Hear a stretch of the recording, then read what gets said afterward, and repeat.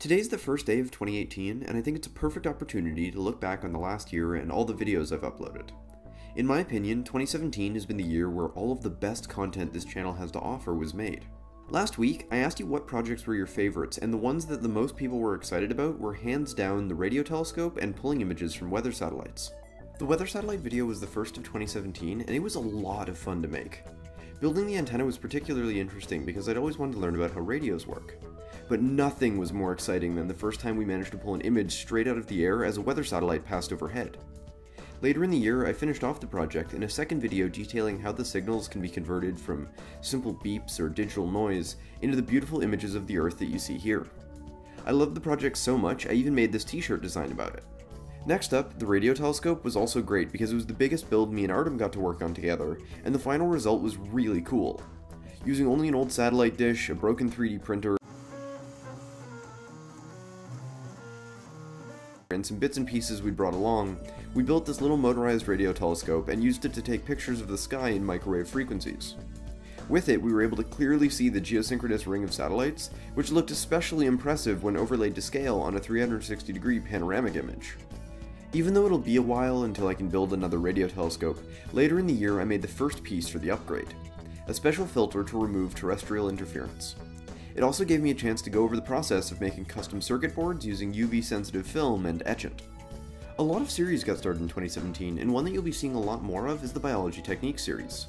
We started with making wine and mead because the process teaches you all of the basics you need in a microbiology lab, from taking care of organisms to making simple media. Later, we dove into making media a little deeper and explored the different kinds that are used in a microbiology lab. Over on the Slihouse channel, we also showed how to use the media and streak a plate, one of the most fundamental skills in microbiology. You'll be seeing a lot more of this series this year, and we'll finally be getting to doing some genetic engineering, mammalian cell culture, and so much more.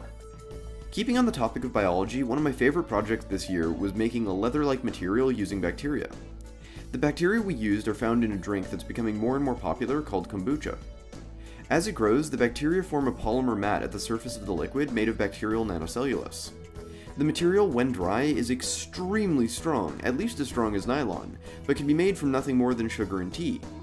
Best of all, when it's left to age, it closely resembles leather, and we used it to make this awesome wallet.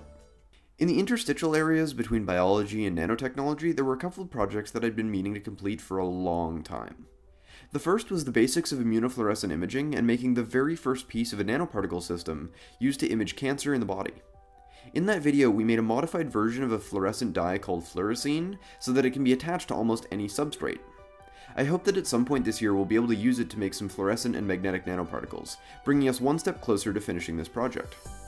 Speaking of magnetic particles, the other project I'd been meaning to complete, and that was some of the first new science that we covered, was my idea for a method for extracting DNA using magnetic silica instead of a silica column. I first showed how to make simple magnetite particles, and then used a hydrothermal reactor to coat them in a thin layer of silica. With the particles completed, I turned to all of you to help me test them, and was overwhelmed with the amount of support that I got. While I'm still waiting on some of the results, thanks to you, I now know that not only do the particles work for collecting and transferring DNA between samples, they work really well. While I doubt these will ever replace the systems that companies like Thermo carry, I think they will help make DNA extraction more accessible to a wide range of people. As I mentioned in the last week's video, I'll be looking to do another round of testing soon, so if you're interested in helping and have access to a nanodrop or qubit fluorometer, keep an eye out for that announcement. At some point this year, I'll show the steps needed to finish the synthesis of these particles, and will also demonstrate their use. The last bit of biology, and the only bit of biohacking we did this year, was the complete guide to magnet implants I put out. There was so much misinformation and confusing data about sterile technique and how to actually implant one of these, that I figured it was only responsible to put together the complete guide. I hope that it continues to help people interested in magnet implants, and gave you some idea of the background and reasoning why somebody would even want a magnet in their finger. As I mentioned last week, I'm working on a new system to hopefully replace magnet implants, and if testing is successful, I'll be posting the results as soon as they're available. The new system will be more of a tattoo than an implant, which should make the whole process easier and hopefully more accessible, so be sure to keep an eye out for that this year. Last year was also a great year for nanotechnology, and there were a few projects I wanted to quickly cover. The first, and by far the most popular video I put out this year, was in my opinion the simplest method to produce graphene.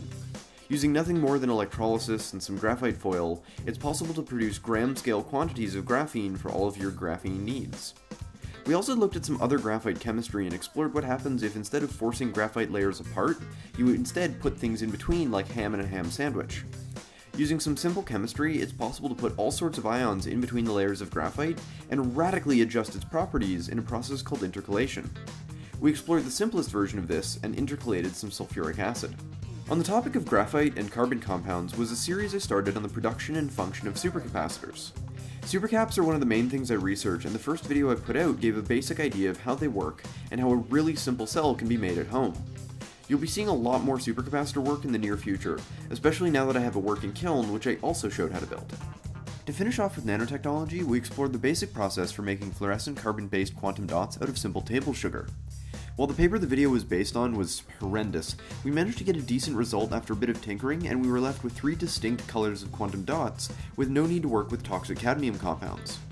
That video also gave me an idea for a new series that you'll be seeing a lot of this year called Journal Club. In the first Journal Club video, we went through a paper that had been circulating and it convinced the media that canola oil was tantamount to Alzheimer's in a bottle. We dissected the paper piece by piece to show how poor study design and bold claims without data to support them was the root of those clickbait headlines. Thanks to your suggestions, we'll be looking at a lot of other papers, both good and bad this year, covering everything from global warming to miracle cancer cures to high-tech physics and so much more. If there's a paper that you want to see me cover this year, be sure to leave it in the comments. Finally, let's move on to all the physics we did this year. We started the year with an exploration of plasma physics and vacuum devices, and I walked you through all the basics of a simple high-voltage vacuum system. While we only covered the fundamentals, that short video hopefully gave you an idea of all the amazing things that can be done with the fascinating state of matter that is plasma. From machines that can coat anything in nanolayers of metal, to fusion reactors, ion engines, and so much more. I hope that I can continue this series at least a little bit this year. Last year, we also had a lot of fun with optics and lasers. One of the core pieces of physics are the fundamental constants that govern everything in the universe. Using only a few LEDs and a diffraction grating, we explored how the Plancks constant can be measured, or at least approximated at home. I loved making that video because it was the result of a conversation I'd had with a new friend, and he essentially dared me to see if I could do it. After beating my head against the math and spending days refining my setup, it felt awesome to see the final result and how close it was to the actual value. The other laser video let us explore 2 topics for the price of 1. The first is the famous double slit experiment, and how anyone with only a microscope slide, some candle soot, and a laser pointer can perform it at home. This let us explore the wave-like nature of light and allowed the second part of the project to be constructed. Using nothing more than some mirrors, Lego, and a beam splitter cube, we were able to build a simple version of one of the most sensitive devices on Earth, the interferometer. Unlike in Ghostbusters, crossing the streams doesn't cause an explosion, but it does produce this cool pattern that is so sensitive to motion that me breathing a few feet away from the device, or someone standing up on the other side of the house was enough to affect it. I hope to explore both of these concepts more in 2018 and have several exciting laser projects lined up, the most exciting of which is the production of quantum entangled photons if I can make it work. And that was pretty much it for the year.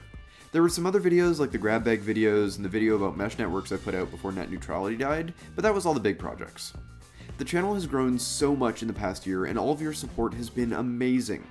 Thank you for an awesome year and I look forward to all the great things we'll do in 2018.